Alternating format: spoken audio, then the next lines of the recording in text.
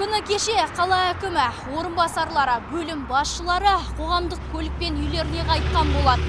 Ал бүгін жолаушыларды тасымалдайтын мекеме басшылары да автобуспен қатынайтын болды. Мұндай тапсырманы автомобиль жолдары жолаушылар көлігі бөлімінің басшысы Қуатжан Жұматаев берді.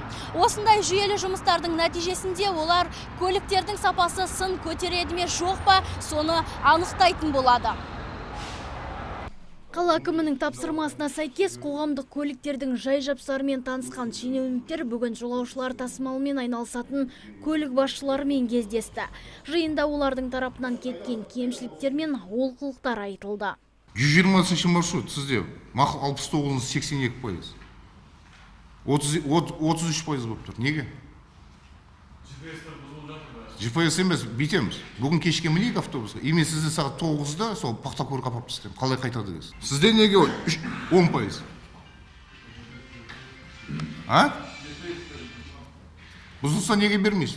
Неге резерв ұстамайсыз? Бұзылды ма екіншісін қоятын? GPS-тің істен шыққан сылтауратқан мекеме басшылары жауапкершіліктен қашып құтыла алмады.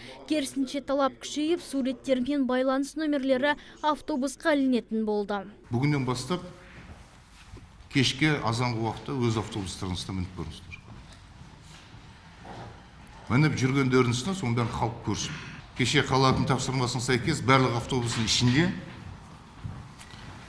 менің суретімді, яғни аты жөнімді, арғы өзінің тексті бар, және тұрғындардың алдында жақсылап жұмыс еткіземін, көремін деді. Бүгін азанда басшылармен келісім алдым. Әр автобустың ішінде қай маршрут болса, мекеменің басшысы суретімен. Астардың астында өздеріңіздің личный сотовый телефондарыңыз. Плюс к нему домашний телефон жазып қойды. Жыл соңына дейін келісім шартқа сәйкес 14 компания жаңа автобустар алып келуі тиіс болатын. Қазіргі таңға 2 ғана мекеме шартты орындап үлгерген. Қалған компаниялар тиісті талапты орындамаса, келісім шарт үзілетін болады. Бұдан бөлек қоғамдық көліктерге қатысты халық арасында сауалнама жүргізу қолға алынбақ. Әлеуметтік желілер арқылы немесе мүмкін әкімдіктің сайтында интернет опрос болады, халықтан сауалнама жүргізетін болады. Сол сауалнаманың рейтингіне байланысты ең төмен деңгейде тұрған компаниялармен де біз келісімшарт бұзатын боламыз. Халық арасында көптен бері жолақысының қымбаттауы мүмкін деген ақпарат тараған болатын. Алайда шенеуніктер бұл мәселені негізсіз деп тапты. Өйткені жолақысы көтерілгенмен ешқандай құрал-сайман жаңарып жатқан жоқ деді бөлім басшысы.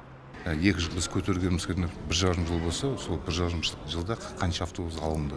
Яғни тасымалдаушы тарапынан не істелді? Біз тарап мемлекет жағымыздан біз тарифті көтеріп берсек, енді ол жақтан не болды деген сұрақ қойылған кезде ассоциацияның төрағасы Каюпов жауап бере алмады. Себебі өрді бүгін таңда білеміз, бізде 2017 жылғы 135 автобус алуға жоспар болса, бүгін таңда келгені 27 ғана. Қазіргі таңда Шымкент қаласында жолаушыларды тасымалдайтын 30 компания қызмет етеді.